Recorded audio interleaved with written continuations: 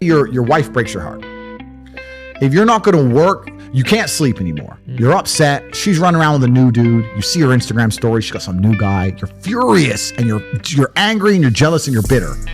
You have all of this inside of you, but you're not going to go to the gym and work hard and become so fantastically in shape and so rich and so powerful that no girl ever leaves you again. You're not going to do that. No. What are you going to do with it? Text her? Try and explain to her? She doesn't care. Like, you can write the most perfect English. You can write the most beautiful words ever constructed. Forget Shakespeare. You can do, it doesn't matter. She doesn't care. She just doesn't care. She's distracted. She forgot about you. She forgot about it. So what are you going to do with all of that inside of you if it's not positive? Well, it's going to consume you and you're going to end up self-destructive, or you're going to embarrass yourself, or you can take all of that and put yourself in a position where it never happens to you again. Yeah. Those are the choices. So what's the most intelligent choice to make? Yeah. You know, I don't understand how many humans function in the world today. I don't get people who don't think like me. I don't understand it. I'm like, well, then how have you survived this long? Life is hard. Life is difficult. Maybe I've just been unlucky, which I don't believe in, but I've had so much trauma and bad events and negativity and stress and all these things that have happened to me.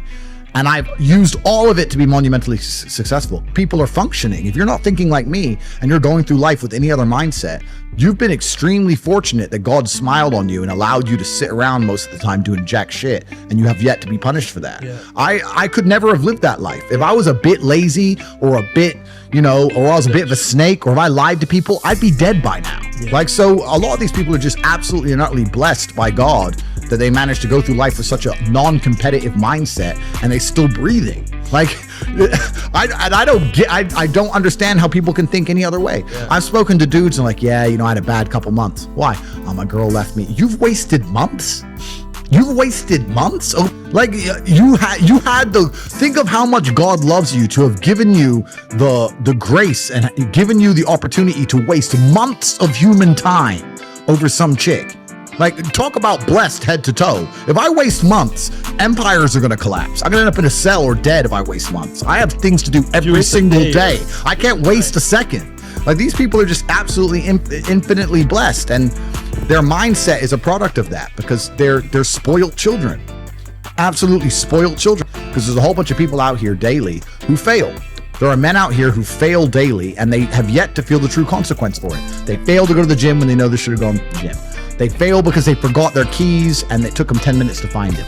They fail because they replied to a question they got sent on WhatsApp the wrong way. They fail because they didn't smile when they were supposed to. They didn't say please and thank you to that person who helped them. They fail because they didn't say hi to that girl who's looking at them out the corner of their eye. They just fail perpetually. They go through life missing every opportunity and just failing. And somehow we've built a society which is so soft and God is so giving and so graceful that they still have a place to eat and somewhere to sleep, and they're still surviving.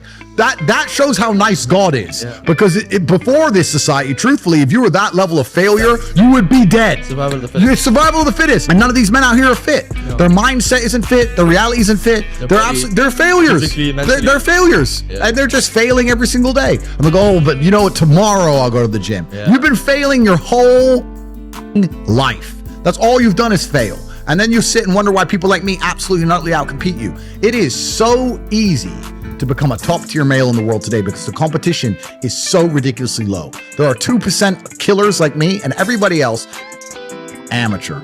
Head to toe amateur. They can't even pay attention to anything. They can't try anything. They're amateurs. And it's really mind blowing to me because I've tried with all of my computational power to imagine having a mindset different to mine. And I just can't see a reality worth having. I can't see a reality worth living. I can't see how you're going to build a life worth experiencing if you have any other mindset. I've never seen somebody massively succeed and they didn't believe in themselves, ever. I've never seen somebody who just allows life to happen to them and become blown off course by some sadness, end up doing massively monumental and important things. I've never seen it. It does, and it's never going to happen because it's competitor. It's like crypto. It's player versus player. Right. I can sit here right now at power. I can sit here right now and recall events that will prevent me from sleeping for 2 to 3 days. That gives me a superpower that other men do not have. They want to go to sleep. They're tired. I can stop being tired for days at a time. I can just have a thought. I can remember. I can sit, close my eyes, and use the power of my brain to vividly remember events, and I will not sleep for days. And when people come to me and say, oh, this happened, I'm really sad, or my heart broke, or this bad thing happened to me, I say, good. Thank the Lord that he's given you this endless source of motivation. You're wasting it. That's your problem. But it's been given to you. Nitrous oxide has been given to you. You just have to use it in the correct way. So I'm the luckiest man in the world because all the bad things that happened to me have given me all the building blocks to become the most fantastic man on the face of the planet.